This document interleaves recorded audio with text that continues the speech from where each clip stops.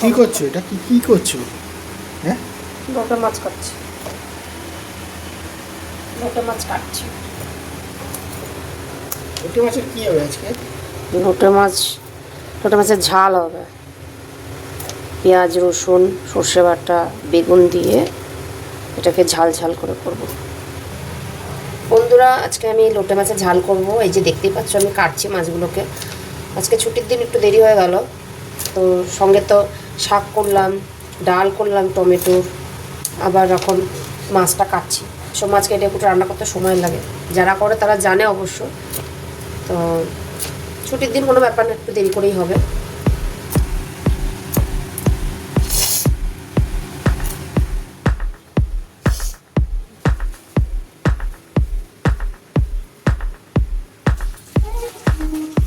বন্ধুরা, তোমরা কে কে লোটে মাছের ঝাল বা ভাপা যে যেমন ইচ্ছা খেতে পছন্দ করো অবশ্যই জানিও কমেন্টে। বন্ধুরা, মাছের জন্য বেগুনটাকে কেটে ভেজে রেখেছি, আর এখন পেঁয়াজ টিয়াজগুলো কাটা হয়ে গেছে। এটাকে এরপরে বসিয়ে দেবো মাছটা। এবার পেঁয়াজগুলো ছেড়ে দেবো, লঙ্কা, কাঁচা লঙ্কা সঙ্গে। এই মাছটাকে অনেকে অনেক রকমভাবে করে, এটা একবারেও বসানো যায়। আমি এটা আলাদাভাবেই করছি, কারণ একটা কেটে একটা বসাচ্ছি, তো ওই জন্য একটু আলাদাভাবেই করলাম। পেঁয়াজটা কিন্তু মজে গেছে, একদম নেতিয়ে পড়েছে, দেখতেই পাচ্ছেন লাল লাল হয়ে গেছে। এখন মাছগুলো আমি ছেড়ে দেবো। লোটে মাছ হতে কিন্তু অনেকটা সময় লাগে। এর মধ্যে আমি এবারে রসুন দিয়ে দিলাম থেতো করা, তারপর দেবো ওই সর্ষে। বন্ধুরা, চাইলে তোমরা সর্ষে বাটা দিয়েও খেতে পারো, সর্ষে বাটা ছাড়াও খেতে পারো, যে যে। দিয়ে দিচ্ছি আমি হলুদ,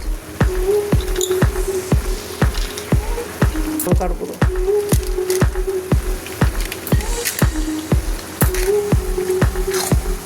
মাছগুলো দিয়ে জল ছেড়ে দিয়েছে। এখন এটা হতে যা সময়, যা যা যা মশলাপাতি দেওয়ার আমার সব দেওয়া হয়ে গেছে। এখন এটা জলটা কমলে পরেই এটা আস্তে আস্তে রেডি হবে। মানে মাছ থেকে প্রচুর জল ছাড়ে লোটে মাছে।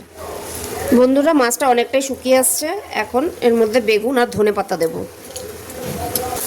যে মাছের জলটা শুকিয়ে গেছে, মাখা মাখা হয়ে এসছে। এই যে ভাজা বেগুনগুলো আমি এবার মাছের মধ্যে দিয়ে দিলাম, ধনেপাতা সঙ্গেই ধনেপাতাগুলো। এবার এগুলো সব কিছু দিয়ে, আর কিছু দেওয়ার নেই, যা দেওয়ার সব দেওয়া হয়ে গেছে, শুধু নাড়াচাড়া করে একটু মাখা মাখা হবে।